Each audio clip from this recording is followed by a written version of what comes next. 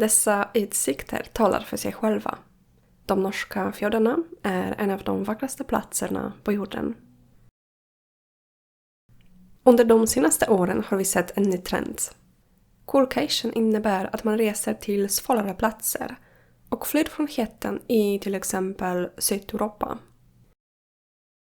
Skandinavien verkar otroligt attraktivt, men också Island, Polen eller Kanada.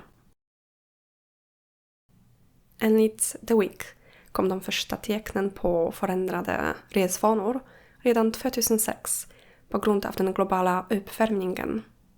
Idag skulle jag vilja prata om allemansrätten som en annan aspekt av inte bara det typiskt svenska utan som en term som speglar det typiskt skandinaviska kontra problemet med turismen i Skandinavien.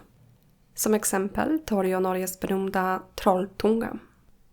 Skandinaver är uppfostrade att respektera naturen och det är vad allemansrätten handlar om. Enligt lagen har alla fri tillgång till naturen, även om området tillhör någon. Det vill säga att alla har rätt att tälta, åka skidor, bada, vandra och så vidare. Detta är grunden för tanken bakom friluftslivet. Man kan alltså göra nästan vad som helst, men det finns regler.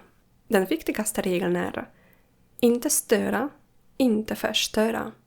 Plocka inte skyddade växter, skrämma inte djur och stör inte andra. För bara några år sedan främjade Norge starkt sina regioner som perfekta för friluftsaktiviteter och lockade därmed massor av turister. Nyligen har landet börjat dra sig tillbaka från denna politik. Turister som lämnar skräp, trampar ner växter och förstör miljön, men också utmaningar med det ökande antalet räddningsinsatser har fått Norge att dra sig tillbaka lite från att främja turismen för att skydda sina mest värdefulla områden. Visst spelar utbildningen en viktig roll, hur man beter sig i bergen och hur man tar hand om miljön, hur man upprätthåller friluftsfilosofin och behandlar naturen med omsorg och respekt. Bente Ler från Norsk Friluftsliv betonar att respekten för naturen är kopplad till allemansrätten, det vill säga att vi inte ska lämna spår efter oss. Skandinaver lär sig detta från barnsben. Tyvärr är det inte lika självklart för många internationella turister. Dessutom har jag hört från lokalbefolkningen att vissa aldrig har besökt Trolltunga trots att de bor i närheten, just på grund av folkmassorna. Låt oss ta en titt på statistiken. Hur många turister besöker Trolltunga? Enligt den officiella sidan har det årliga antalet besökare ökat från färre än 1000 till över 80 000 på mindre än ett decennium. Är det mycket? Det finns säkert leder med liknande eller till och med större intresse, men ökningen från färre än 1000 till 80 000 är imponerande. Vi kan inte bjuda in 30 gäster om bordet är dukat för 4, säger Bente. Även under pandemin hade Trolltunga över 36 000 besökare under 2020 och 50 000 under 2021. Förra året var antalet turister tillbaka på 80 000. Kanske är det därför lokalbefolkningen avstår från att vandra där. Redan sedan olyckan på Trolltunga 2015, då en turist föll, har den norska turistorganisationen stoppat promotion och tagit bort bilder på människor som poserar där.